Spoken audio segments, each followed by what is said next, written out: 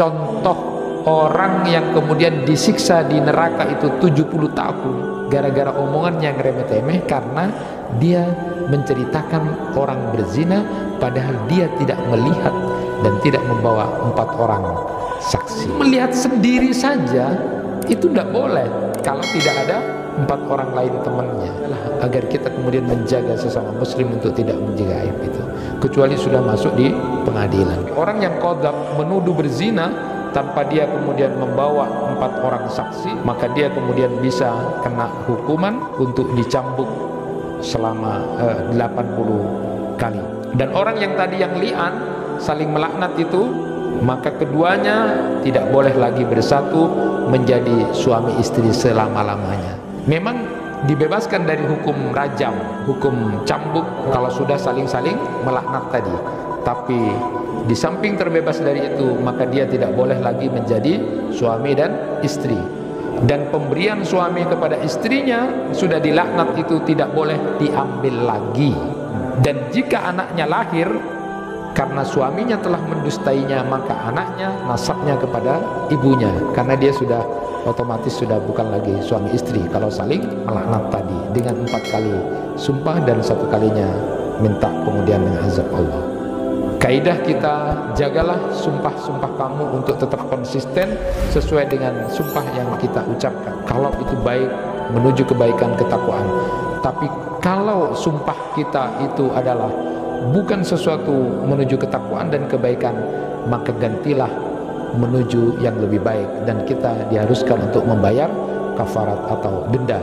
Jangan menjadi orang berkeras hati dan bebel dengan tidak merubah kepada pilihan yang lebih baik. Dalam konteks jual beli, jangan suka bersumpah. Dalam konteks kehidupan suami istri, jangan dibiasakan kita melakukan sumpah kalau itu bukan sesuatu yang urgent atau sesuatu yang penting, karena nama Allah bukan dijadikan tameng untuk satu ketidakbaikan atau menjadi tameng terhadap hal-hal yang kecil yang tidak bermanfaat.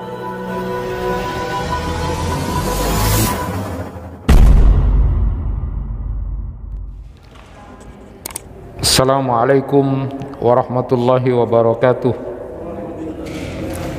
Alhamdulillahi rabbil alamin, wa bihi nasta'inu ala umuri dunya waddin.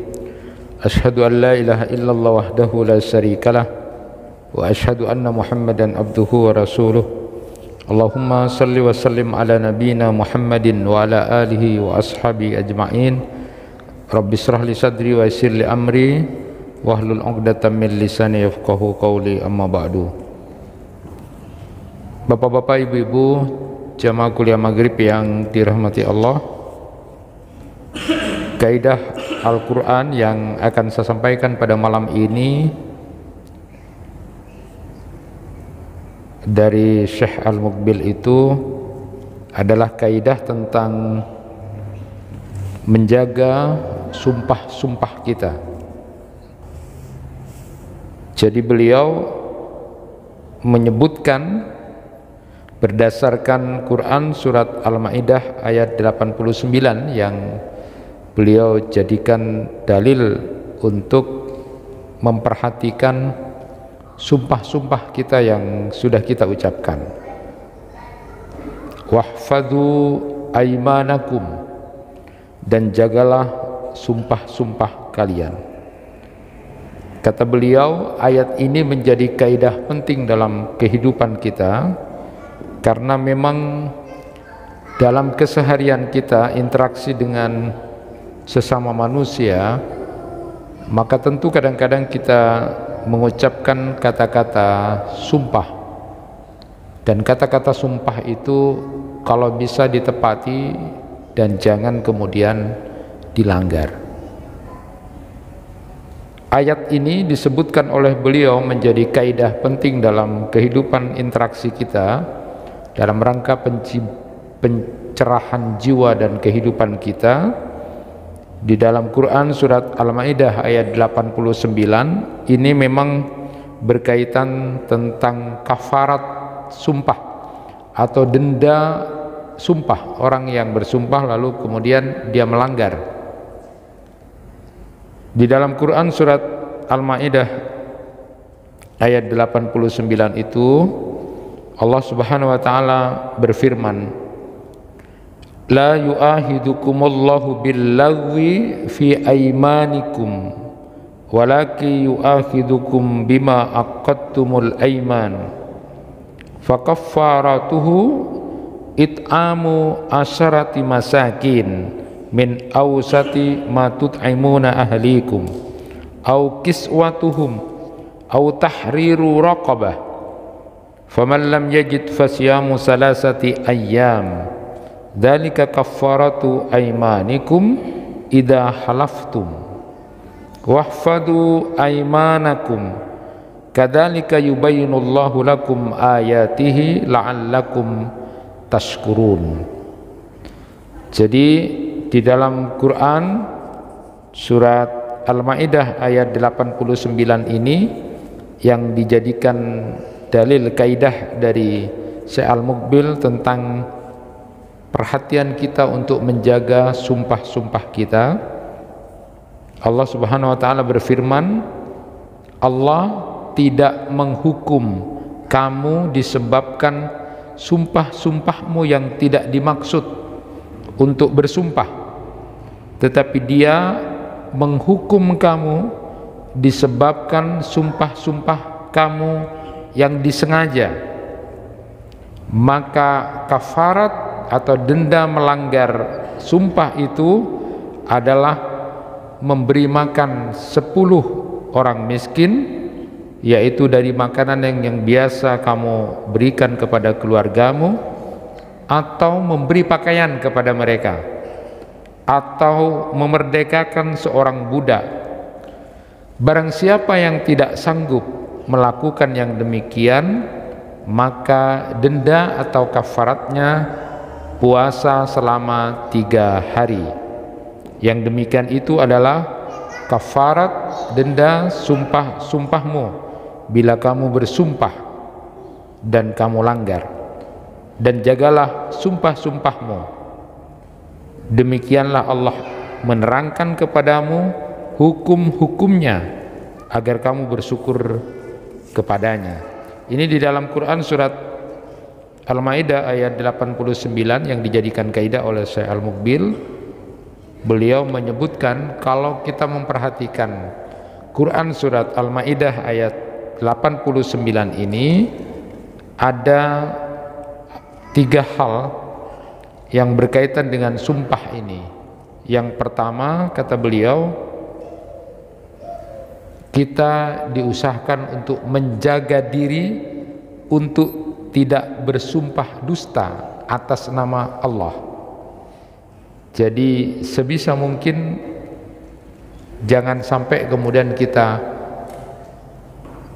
bersumpah atas nama Allah tapi kemudian kita langgar. Jadi jaga sesuai dengan sumpah kita. Yang kedua, kata beliau, justru ayat ini menunjukkan agar kita menjaga diri untuk tidak sering bersumpah. Karena kalau sering-sering bersumpah nanti itu akan membuat secara psikologis tidak bisa menimbang antara yang serius dengan yang tidak serius, antara yang penting dengan yang tidak penting. Dan bahkan kebanyakan orang bersumpah itu gara-gara dia ingin menguatkan dirinya atas kebohongan yang sudah dilakukan.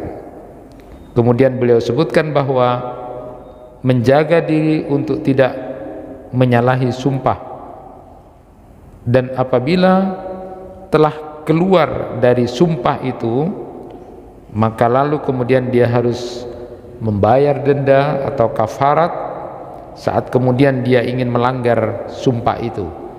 Karena nanti ada adab yang menyebutkan bahwa apabila kita bersumpah pada sesuatu lalu kita temui sesuatu yang lebih baik, maka kita cari yang lebih baik dari sumpah itu, dan kita boleh melanggar itu.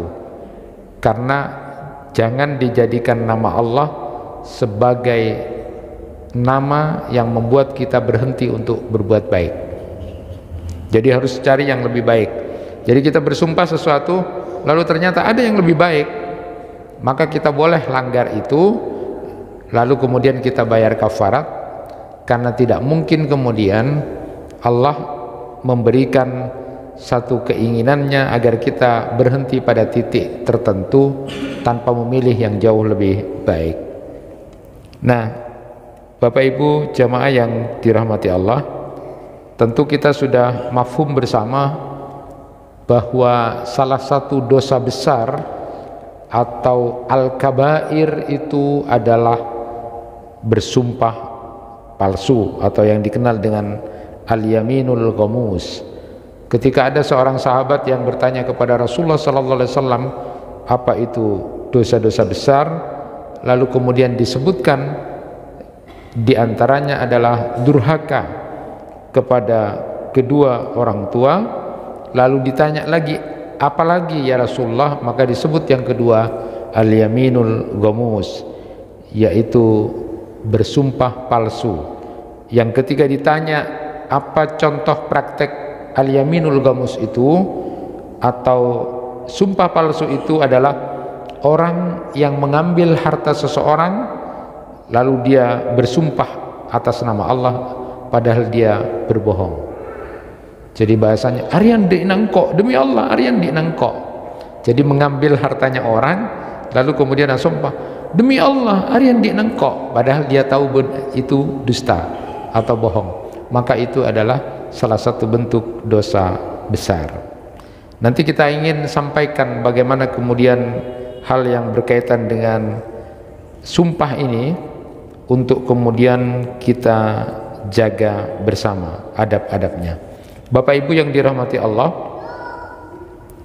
kalau kita melihat sumpah itu dalam bahasa Arab itu adalah al-aiman.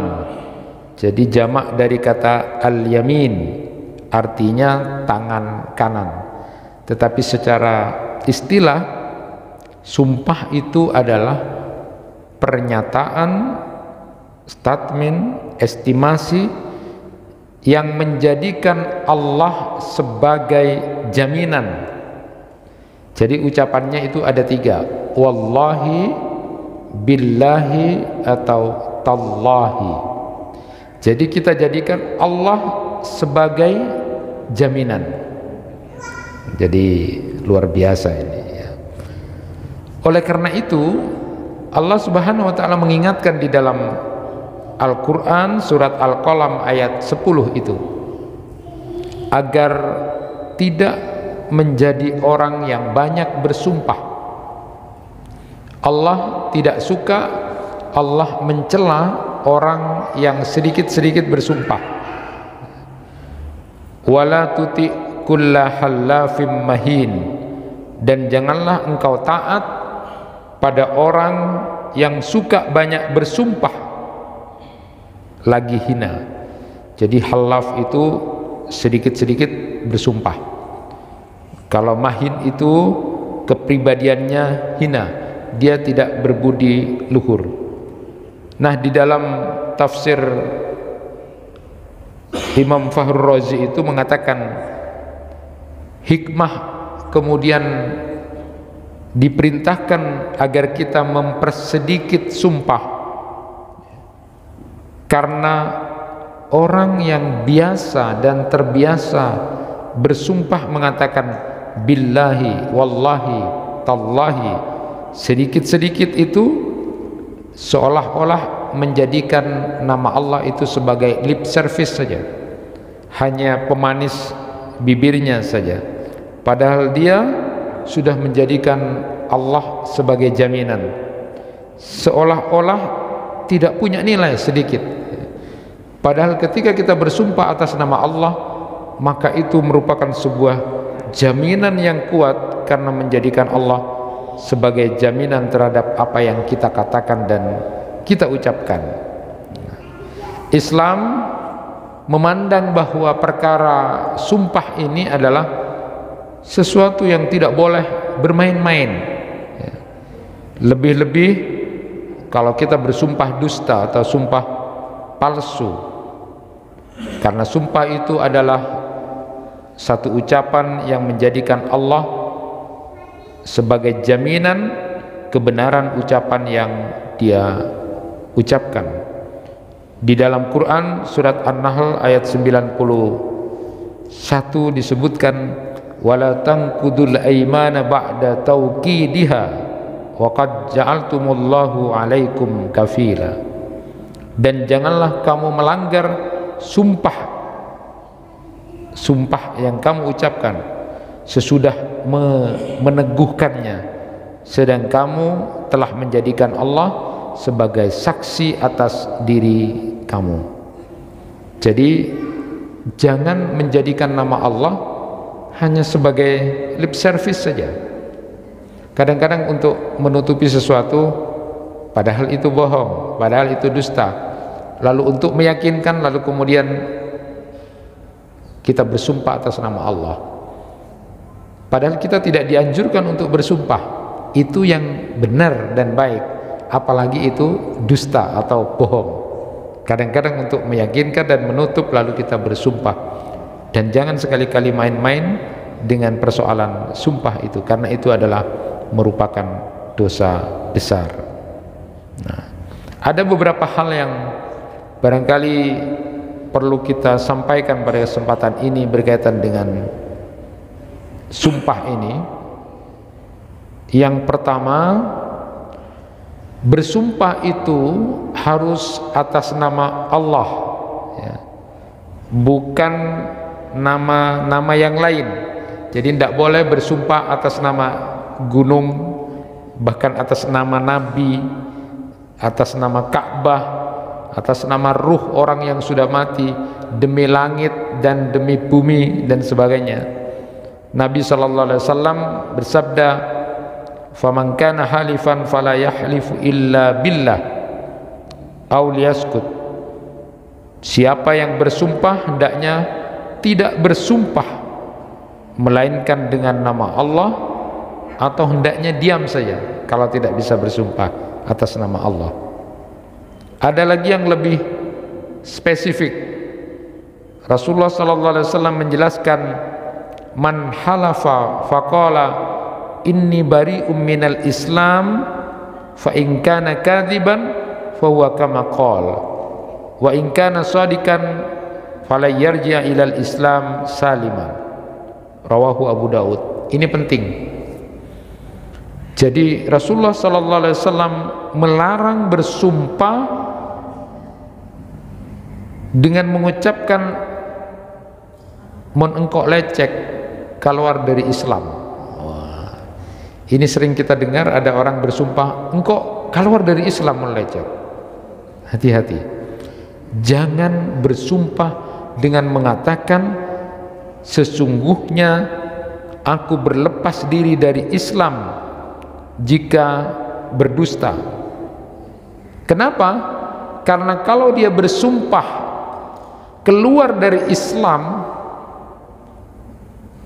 kalau yang diomongkan, yang diucapkan itu dusta atau bohong, maka dia akan keluar dari Islam, dia murtad. Tapi kalau dia kemudian benar, yang diucapkan itu benar, tapi mengatakan engkau melecek keluar dari Islam, dia mengatakan benar, maka dia tidak akan kembali kepada Islam dengan selamat. Artinya ada hal-hal yang membuat dia dalam kehidupannya tidak baik. Itu benar, apalagi dusta. Makanya secara spesifik sumpah itu tidak boleh dengan mengucapkan kata-kata selain billahi, tallahi, wallahi. Jadi tidak boleh mengatakan demi Ka'bah kok, demi arwahna orang tua kok, demi langit dan bumi, demi Nabi Muhammad. Tidak boleh. Harus bersumpah atas nama Allah. Yang spesifik sering kita dengar ada orang bersumpah engkau keluar dari Islam, mun engkau lecek keluar dari Islam. Nah, katanya hadis Nabi ini sudah disebutkan siapa yang mengucapkan engkau mun lecek keluar dari Islam, mun ongku lecek murtad, dia keluar dari Islam. Tapi mun bener tapi mengucapkan kalimat sumpah kok keluar dari Islam, benar, maka dia kembali kepada Islam dengan tidak selamat lagi. Artinya dia tidak bagus. Dia akan banyak rongon-rongon dalam kehidupan kesehariannya. Nah, oleh karena itu bersumpah harus atas nama Allah. Di dalam riwayat At-Tirmizi juga dikategorikan orang yang bersumpah dengan selain nama Allah, maka dia bisa menjadi kafir atau menjadi musyrik. Man halafa bi ghairillahi faqad kafara au asyraka. Jadi siapa yang bersumpah selain nama Allah, maka dia telah kufur atau dia menjadi musyrik. Jadi sumpah itu harus dengan kalimat keagungan yang tidak mengandung kesyirikan, sehingga kalau selain Allah maka bisa dikategorikan orang yang musyrik. Maka harus bersumpah atas nama Allah, wallahi, billahi, atau tallahi. Nah, Bapak Ibu jamaah yang dirahmati Allah, orang yang bersumpah palsu itu akan membuat Allah Subhanahu wa taala murka. Dan sumpah palsu itu termasuk dosa besar. Man halafa ala malin imrin bi ghairi haqqihi laqiyallahu wa huwa alaihi ghadban. Summa qara'a alaina Rasulullah sallallahu alaihi wasallam, innal ladzina yastaruna bi ahdillahi wa aymanihim samanan qalila ulaika la khalaqa lahum fil akhirah wa la yukallimuhumullahu wa la yanzuru ilaihim yaumal qiyamah wa la yuzakkihim wa lahum adabun alim. Barang siapa yang bersumpah palsu, kata Nabi SAW, lalu dia kemudian mengambil harta seseorang bukan karena haknya, maka dia akan bertemu dengan Allah Subhanahu wa taala dalam keadaan Allah murka kepadanya. Kemudian lalu Nabi SAW membacakan ayat 77 surat Ali Imran, yang kemudian di situ digambarkan sesungguhnya orang yang kemudian mengambil harta seseorang itu dengan bersumpah atas nama Allah, maka dia nanti di akhirat Allah tidak akan melihat dia, tidak akan berkata-kata dengan dia, dan dia tidak akan direken dan disucikan oleh Allah Subhanahu wa taala, dan dia akan mendapatkan azab yang pedih. Jadi Quran surat Ali Imran ayat 77 ini dengan jelas menyebutkan bahwa orang yang suka mengambil harta orang lain atau orang yang mengambil harta orang lain dengan mengucapkan billahi arya di nengko, maka nanti di akhirat orang ini tidak akan direken oleh Allah, dia tidak akan dilihat oleh Allah, tidak akan diajak bicara oleh Allah, dan dia tidak akan dibersihkan, diampuni dosanya oleh Allah Subhanahu wa taala. Dia akan mendapatkan azab yang pedih karena dia menjadikan nama Allah itu sebagai harga yang murah, harga yang murah untuk menutupi kedustaan dia. Maka Allah nanti akan menyiksa dia dengan siksaan yang pedih karena dia sudah berbohong dengan bersumpah atas nama Allah dan mengambil harta dari orang lain. Nah, jamaah yang dirahmati Allah, kemudian juga disebutkan siapa yang terlanjur bersumpah lalu melihat ada yang lebih baik, hendaknya dilakukan yang lebih baik itu, lalu menebus pembatalan sumpahnya itu dengan membayar kafarat. Nabi SAW bersabda, wa idza halafta ala yamin fara'aita ghairaha khairan minha fa'til ladzi huwa khair wa kaffir ay yaminik, muttafaq alaih. Jika engkau bersumpah lalu engkau melihat sesuatu yang lain yang lebih baik dari isi sumpahmu itu, maka lakukan yang lebih baik itu dan isi sumpahmu itu. Jadi kalau kita melihat ada yang lebih baik dari sumpah kita itu, boleh kemudian kita tebus kafaratnya, lalu kita gunakan yang jauh lebih baik itu. Jadi sumpah yang lebih utama itu adalah konsisten, tidak boleh berubah dengan sumpahnya. Tapi kalau ada yang lebih baik, maka kita boleh menggantinya, lalu kemudian kita membayar kafaratnya. Di dalam hadis Nabi SAW disebutkan, la ayyalajja ahadukum fi yaminihi fi ahlihi asamu lahu indallahi ta'ala min ayyutiya kafaratahu allati faradallahu alaih. Benar-benar salah seorang dari kalian berketetapan hati pada sumpahnya untuk tidak melakukan kebaikan kepada keluarganya, maka itu lebih besar dosanya menurut Allah daripada membayar tebusan sumpahnya sebagaimana yang telah difardukan Allah atas dirinya. Muttafaq alaih. Jadi yalajju itu dengan lam fathah jim bertasdid itu artinya adalah bersikeras hati. Bersikeras hati. Asamun itu dengan huruf sa, ya, yang terdiri dari 3 huruf itu dosanya lebih besar. Artinya begini, kalau ada orang bersumpah atas nama Allah untuk memutus tali silaturahim, tidak mau datang ke rumah saudaranya, engkau asumpah demi Allah engkau tak ada tengah kabengkona taretan nangkok, demi Allah engkau tak antara kapaman nangkok boleh, asumpah demi Allah, asumpah demi Allah.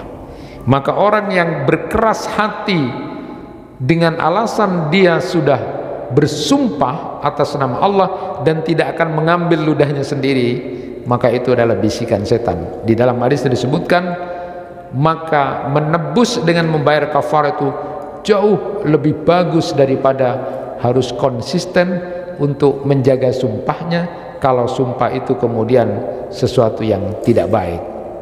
Jamaah yang dirahmati Allah, kita pernah juga menyampaikan dulu ada sahabat yang bernama Abdullah bin Rawahah itu. Abdullah bin Rawahah ini pernah terlibat satu konflik dengan salah seorang kerabatnya yang bernama Bashir bin Nu'man, sehingga kemudian Abdullah bin Rawahah ini bersumpah tidak akan datang ke rumah Bashir. Jadi ini familinya juga, ini familinya. Dia bersumpah demi Allah engkau tak acaca amusana. Dia berjanji tidak akan berbicara, tidak mau damai, tidak mau datang ke rumahnya karena ada konflik, ada perselisihan, padahal itu kerabatnya. Nah, ketika beberapa orang menasehati, dinasehati Abdullah bin Rawah, ambu bekna cek terlalu seperti itu, arwah kan familina bekna taretan bekna. Kalau dalam bahasa kita interaksi itu kan paman bekna, arwah paman bekna, arwah bibina bekna, cek pas lacu seperti itu. Banyak nasihat-nasihat yang disampaikan kepada Abdullah bin Rawahah. Tapi Abdullah bin Rawahah ini kemudian mengatakan begini, engkau lah karya sumpah, engkau lah mari ngocak sumpah demi Allah, engkau tak ada tengah, engkau tak ada tengah. Bahasa dia, engkau todus kayak ding orang lah sumpah itu. Lalu kemudian turunlah ayat Al-Quran surat Al-Baqarah ayat 224 sampai 227 ini yang menjadi asbabun nuzul ayat ini adalah ceritanya Abdullah bin Rawahah dengan Bashir bin Nu'man ini, yang kemudian karena ada konflik, ada perselisihan, asompa tak acaca asompa tak ada tengah kabengkona itu. Lalu kemudian Allah Subhanahu wa taala menyebutkan di dalam Al-Qur'an, wala taj'alullaha urdatan liaymanakum an tabarru aw tattaqu wa tusrihu bainan nas wallahu sami'un alim. Jangan kamu jadikan nama Allah dalam sumpahmu sebagai penghalang untuk berbuat kebaikan, untuk bertakwa atau mengadakan islah di antara manusia. Dan Allah Maha mendengar lagi Maha mengetahui. Jadi kalau bersumpah untuk memutus tali silaturahim, kerabat, persaudaraan karena ada konflik atau perselisihan, lalu dia bersumpah atas nama Allah, maka Allah langsung menyalahkan. Jangan kamu menjadikan nama Allah, namaku kata Allah itu sebagai jaminan kamu lalu kemudian berbuat tidak baik, tidak ketakwaan, tidak mengislah. Jangan jadikan nama Allah itu sebagai penghalang kamu untuk menjadi orang baik, untuk menjadi orang bertakwa, untuk berbaikan dengan orang.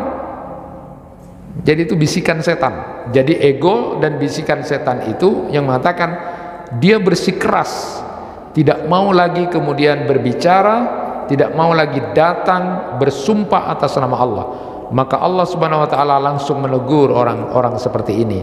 Jangan kamu jadikan nama Allah sebagai penghalang kamu untuk berbuat kebaikan, berbuat ketakwaan, berbuat saling mendamaikan. Karena kemarin sudah disampaikan kaidah bahwa damai, tidak saling bertengkar itu baik. Maka karena kamu sudah kadung bersumpah seperti itu, dan ada yang kemudian kebaikan yang jauh lebih baik, maka jangan kemudian kita teruskan sumpah kita itu. Cukup dengan membayar kafarat, lalu kemudian kita rubah sumpah kita itu, karena ada yang lebih baik dan itu lebih diridhoi oleh Allah Subhanahu wa taala. Jadi cek terus lagi engkau kadung sumpah lah todus ekaeding todus ekaeding oreng todus, itu tidak boleh. Jadi itu berarti menjadikan Allah sebagai penghalang dia berbuat kebaikan, penghalang dia berbuat ketakwaan, menjadi penghalang sebuah kedamaian atau kebaikan. Bapak dan Ibu yang dirahmati Allah, ada juga yang kemudian penting untuk kita sampaikan ini berkaitan dengan masalah perniagaan atau jual beli. Dalam konteks jual beli atau perniagaan, sumpah itu tidak disukai. Jadi Imam An-Nawawi itu secara khusus menulis bab tentang makruhnya bersumpah dalam jual beli, sekalipun itu jujur, sekalipun itu benar.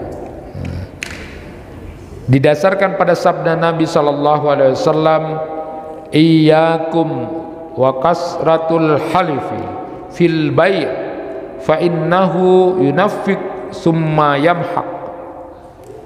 Rasulullah sallallahu alaihi wasallam bersabda, jauhi oleh kalian bersumpah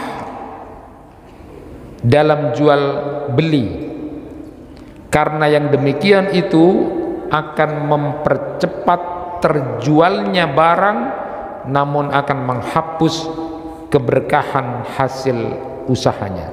Hadis riwayat Muslim. Jadi dalam konteks jual beli, Bapak, tidak boleh kita kemudian mudah bersumpah. Jadi misalnya begini, engkau demi Allah, wallahi engkau dia meleh 100.000. Jadi tidak usah bersumpah. Jadi cukup enggak ongkuria, engkau meleh 100.000. Nah, itu kan tadi sudah disebutkan, orang yang bersumpah billahi tallahi saat berdagang itu tujuannya supaya meyakinkan yang mau beli supaya cepat laris atau cepat laku, lalu dia bersumpah dengan nama Allah. Maka disebutkan dalam hadis ini, jauhi oleh kamu banyak bersumpah dalam jual beli, karena yang demikian itu memang mempercepat laku barang itu, tapi akan menghapus keberkahan hasil dari uang yang kemudian dia jual itu. Nah, jadi kan biasa saja, artinya begini, ongkur ya engkau meleh 100.000, jual kebakna 100 sapolo. Atau kalau kemudian sumpah itu udah usah dipakai, karena kalau nanti ongku benar tak apa saja demi Allah gitu kan. Terus iya benar sumpah, iya marah pak beli gitu kan. Akhirnya laku cepat karena meyakini membeli, tapi efeknya itu tidak akan berkah uangnya hasil dari usaha itu. Apa yang harus dilakukan dalam konteks jual beli? Silakan jual beli, silakan melakukan perniagaan, tapi jangan dengan bersumpah. Nah, tidak bersumpah tapi bilangnya ini tadi ditawar segini. Ya, kan yang nggak boleh itu ketika bersumpah demi Allah. Yang menarik di sini Nabi Shallallahu Alaihi Wasallam menyebut kalimat yunafik dan yamhak. Jadi walaupun cepat laku atau nilai barangnya itu bertambah karena sumpah, Allah akan menarik keberkahan hasil dari jual beli itu. Kenapa? Karena itu dibangun atas kemaksiatan pada Rasulullah SAW.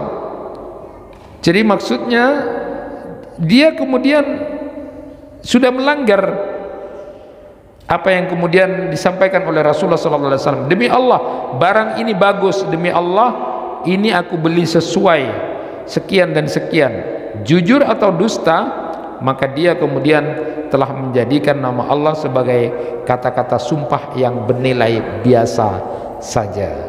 Maka dianjurkan kepada para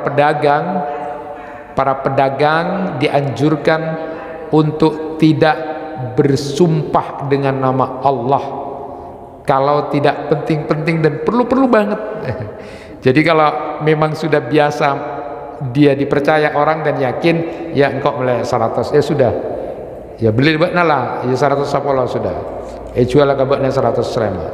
Tapi lalu kemudian demi Allah ya, engkau bakna demi Allah, dia tidak usah dengan begitu, karena kita sudah terbiasa menjadi orang yang kemudian dipercaya oleh orang. Seperti yang disampaikan oleh Imam Ar-Razi itu begini, kenapa kita disuruh oleh Allah untuk mempersedikit sumpah itu? Artinya dilihat sumpah itu demi Allah itu nanti sangat dibutuhkan kalau hal-hal penting, hal-hal yang sangat urgent dan penting, bukan hal-hal yang kemudian hal-hal kecil atau menjadikan kebiasaan diri kita untuk sering bersumpah. Memang ada di dalam ayat Al-Quran yang menyebutkan bahwa sumpah-sumpah yang kemudian itu dianggap melanggar itu, atau kemudian diperhatikan kalau itu sumpah-sumpah yang memang disengaja.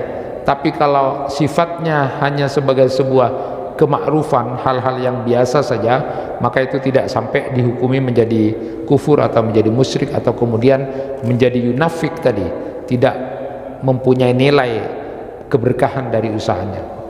Sebatas kita sudah dipercaya, maka kita kemudian perlu untuk mengucapkan kalimat-kalimat yang biasa saja yang bisa dipercaya. Kalimat sumpah baru diperlukan kalau memang itu berkaitan dengan sesuatu yang urgent, penting untuk kita lakukan dan katakan. Jadi kalau kita sudah dibantah, dibilang bohong, lalu kemudian segini, maka barulah kemudian kita bisa bersumpah dengan nama Allah untuk kemudian kita mengatakan kebenaran itu. Tetapi kalau itu tidak urgent, maka lebih baik kita mempersedikit untuk bersumpah. Berikutnya, dalam konteks penuduhan atau pengadilan, ya. Jadi sumpah itu kalau orang yang menuduh itu harus ada bukti. Kalau orang yang kemudian mengingkari tuduhan, maka dia harus bersumpah. Jadi kalau di dalam fikih itu, ya, ada hadis Nabi Sallallahu Alaihi Wasallam berkaitan dengan ini, al-bayyanatu 'alal mudda'i wal yamin 'ala man ankara. Yang menuntut itu wajib mendatangkan bukti, sedangkan orang yang mengingkari maka wajib dia bersumpah.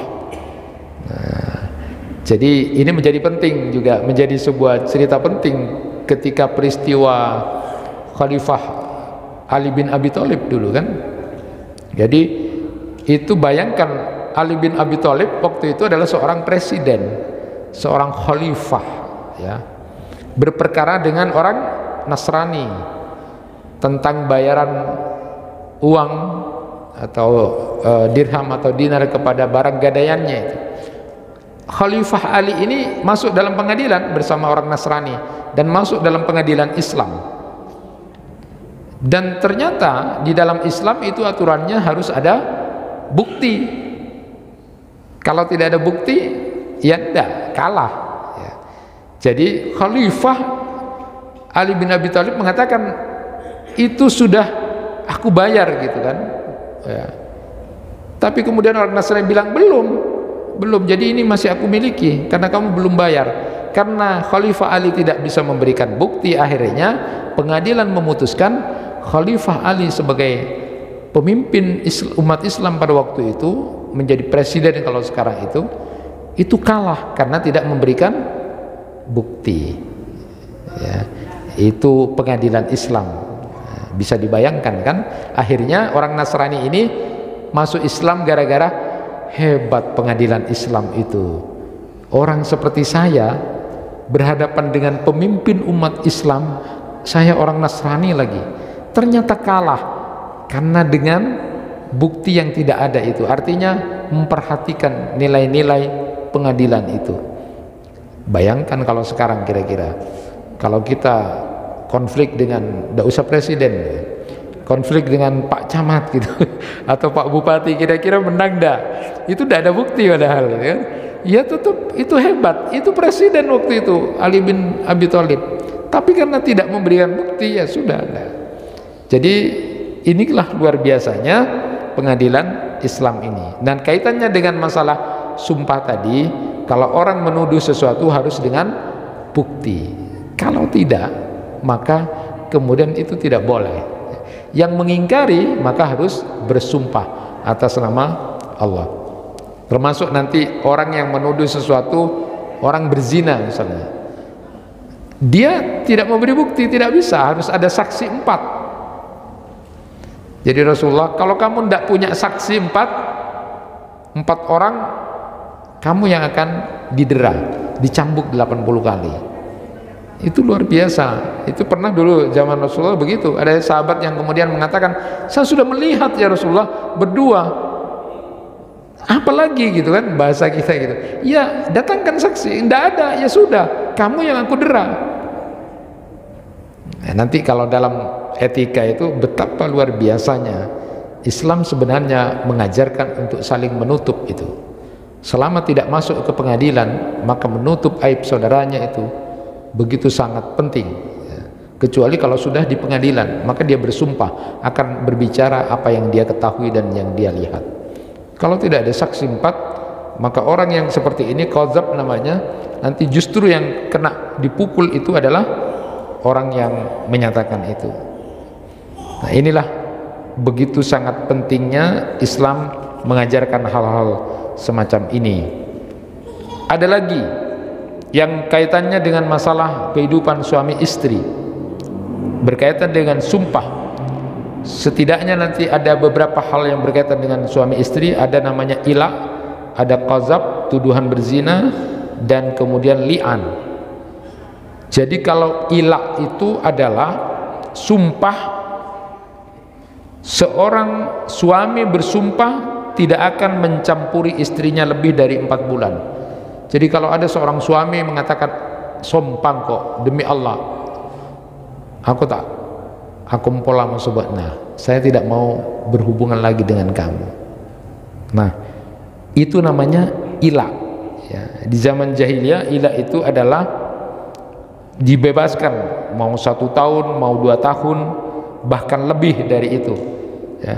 Lalu Allah Subhanahu wa taala memberikan waktu ila itu 4 bulan. Itu dalam Quran surat Al-Baqarah ayat 216 sampai 217. Jadi disebutkan kepada orang-orang yang mengila istrinya diberi tangguh 4 bulan lamanya. Kemudian jika mereka kembali kepada istrinya, maka sesungguhnya Allah Maha Pengampun lagi Maha Penyayang. Dan jika mereka berazam, berketetapan hati untuk talak, maka sesungguhnya Allah Maha mendengar lagi Maha mengetahui. Jadi katanya Imam Hanafi itu, setelah lebih 4 bulan ketika mengila itu, maka dia secara otomatis sudah tertalak 1. Ini pendapat dari Imam Hanafi. Jadi kalau ada seorang suami yang mengatakan, demi Allah, wallahi kau tak apa lo nggak mau sebabnya boleh. Jadi kalau dia sudah mengatakan begitu lebih dari 4 bulan, maka secara otomatis dia sudah tertalak 1. Tetapi menurut Imam Syafi'i dan Imam Ahmad itu, bahwa kalau ada suami yang bersumpah untuk tidak berhubungan dengan istrinya lagi, ya, maka tidak secara otomatis dia tertalak 1, tapi ditanyakan setelah 4 bulan, tanyakan bekna beremah engkau, itu 4 bulan. Nah, sehingga ukuran 4 bulan ini menjadi satu kajian yang menarik ketika Umar bin Khattab itu bertanya kepada Hafsah putrinya, perempuan itu tidak kuat atau paling lamanya tidak kuat berhubungan suami istri itu sampai kapan? Pertamanya 2 bulan dibilang. Paling tidak kuatnya berapa? 4 bulan. Akhirnya 4 bulan itu menjadi ukuran, ya. Sehingga sip-sipan perang itu kalau ngirim perang itu sip-sipan pasukan itu per paling lama itu 2 bulan 4 bulan. Karena istrinya sudah tidak kuat. Kalau laki-laki tidak 4 bulan Pak, itu seminggu itu sudah abid itu kan, lama gitu. Tapi kalau perempuan, kalau laki-laki itu udah pusing tuh, udah pusing.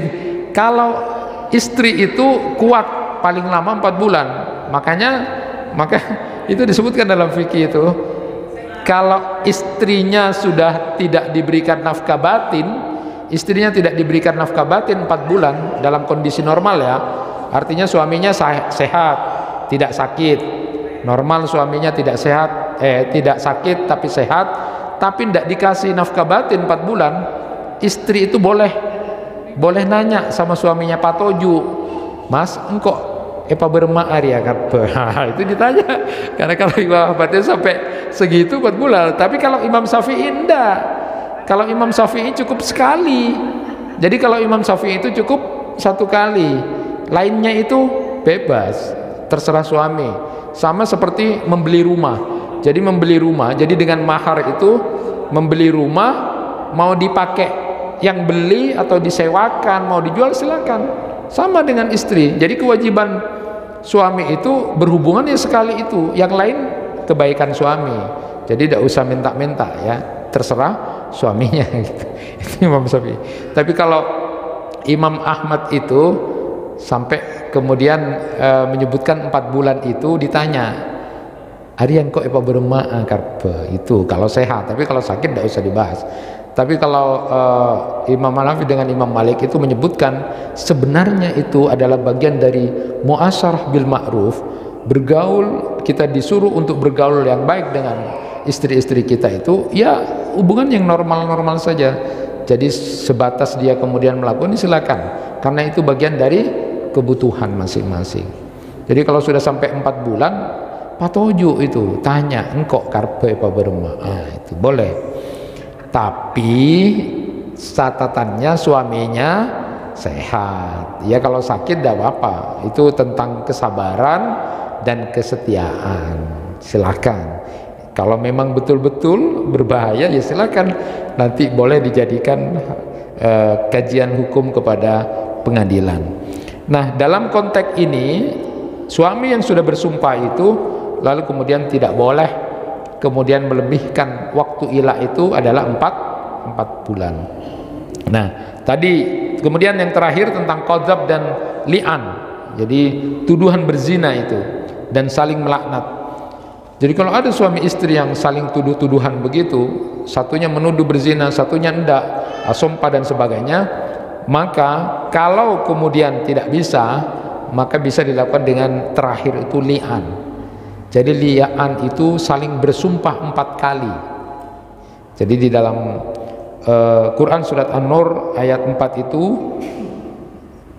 disebutkan tentang masalah itu.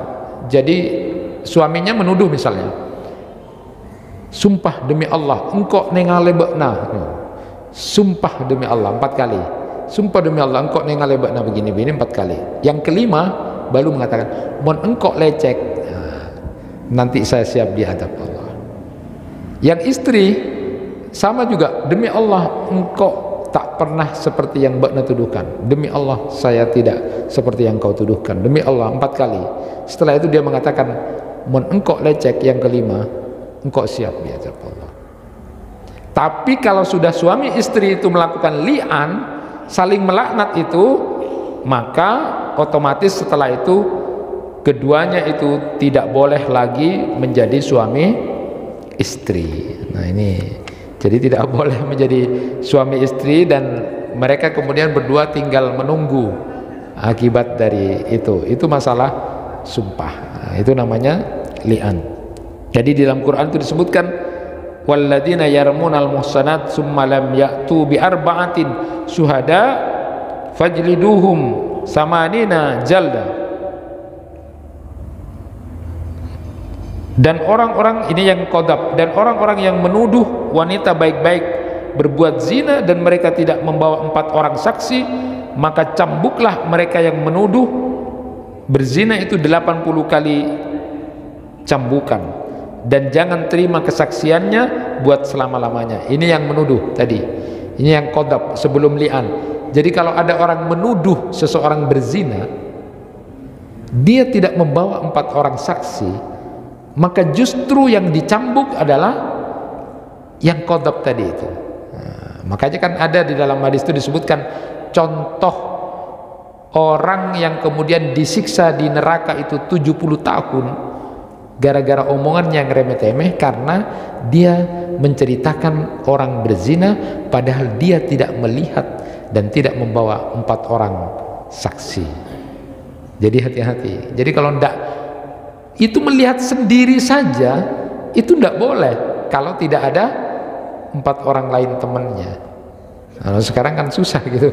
Itu artinya tidak boleh, tidak boleh. Kalau sekarang kan ada CCTV, ada ini, nah nanti ada saksi. Sebenarnya awal dari kemudian ini diungkap itu padahal adalah agar kita kemudian menjaga sesama muslim untuk tidak menjaga aib itu, kecuali sudah masuk di pengadilan. Tetapi orang yang qadab menuduh berzina tanpa dia kemudian membawa 4 orang saksi, maka dia kemudian bisa kena hukuman untuk dicambuk selama 80 kali. Dan orang yang tadi yang li'an saling melaknat itu, maka keduanya memang terbebas dari cambukan, tapi kemudian keduanya tidak boleh lagi bersatu menjadi suami istri selama-lamanya. Memang dibebaskan dari hukum rajam, hukum cambuk, hukum rajam kalau sudah saling-saling melaknat tadi. Tapi di samping terbebas dari itu, maka dia tidak boleh lagi menjadi suami dan istri. Dan pemberian suami kepada istrinya yang sudah dilaknat itu tidak boleh diambil lagi. Dan jika anaknya lahir karena suaminya telah mendustainya, maka anaknya nasabnya kepada ibunya, karena dia sudah otomatis sudah bukan lagi suami istri kalau saling melaknat tadi dengan 4 kali sumpah dan 1 kalinya minta kemudian dengan azab Allah. Ini kalau sumpah dalam konteks ila, qadab dan li'an dalam kehidupan suami istri. Oleh karena itu Bapak dan Ibu, sekali lagi kaidah kita, jagalah sumpah-sumpah kamu untuk tetap konsisten sesuai dengan sumpah yang kita ucapkan. Kalau itu baik, menuju kebaikan, ketakwaan. Tapi kalau sumpah kita itu adalah bukan sesuatu menuju ketakwaan dan kebaikan, maka gantilah menuju yang lebih baik, dan kita diharuskan untuk membayar kafarat atau denda. Jangan menjadi orang berkeras hati dan bebel dengan tidak merubah kepada pilihan yang lebih baik. Dalam konteks jual beli, jangan suka bersumpah.